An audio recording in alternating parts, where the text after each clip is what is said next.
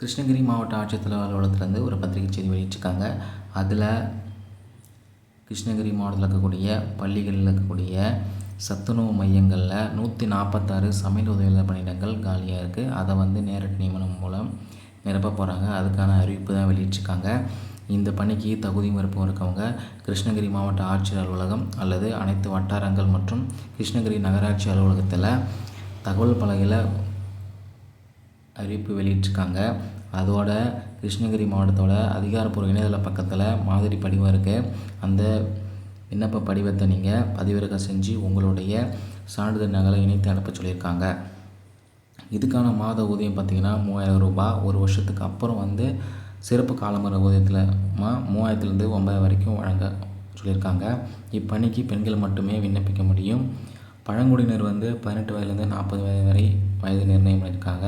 விதவை மற்றும் கணவரால் கைவிடப்பட்டவர் 20 வயது முதல் 40 வயது வரை இருக்கலாம்னு சொல்லியிருக்காங்க. பொது மற்றும் தாழ்த்தப்பட்டவர் 21 வயது முதல் 40 வயது வரைக்கும் சொல்லியிருக்காங்க. குறைந்தபட்ச கல்வி தொகுதியாக 10ஆம் வகுப்பு தோல்வி அல்லது தேர்ச்சி பெற்றுக்கணும்னு சொல்லியிருக்காங்க. தமிழ் சரளமாக கட்டாயம் எழுத படிக்க தெரிஞ்சவராக இருக்கணும்னு சொல்லியிருக்காங்க. உங்களுக்கும் அந்த சத்துணவு மையத்துக்கும் 3 கிலோமீட்டர் தூரம் இருக்கணும்னு சொல்லியிருக்காங்க. மாற்றுத்திறனாளிகள் பார்த்திங்கன்னா உங்களுக்கு 4% இடஒதுக்கீடு இருக்குது.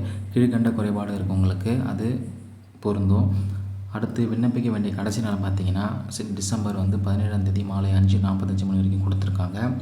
உங்களுடைய விண்ணப்பங்களோடு இணைத்து அனுப்ப வேண்டிய சான்றிதழ்கள் பார்த்திங்கன்னா பள்ளி மாற்றுச் சான்றிதழ், 10ஆம் வகுப்பு மதிப்பெண் சான்றிதழ், குடும்ப அட்டை, இருப்பிடச் சான்று, ஆதார் அட்டை, ஜாதி சான்று, விதவை அல்லது கணவரால் கைவிடப்பட்டோர் மற்றும் ஆதரவற்ற பெண்கள் சான்றிதழ், மாற்றுத்திறனாளிகள் சான்றிதழ் இணைத்து அனுப்பணும்.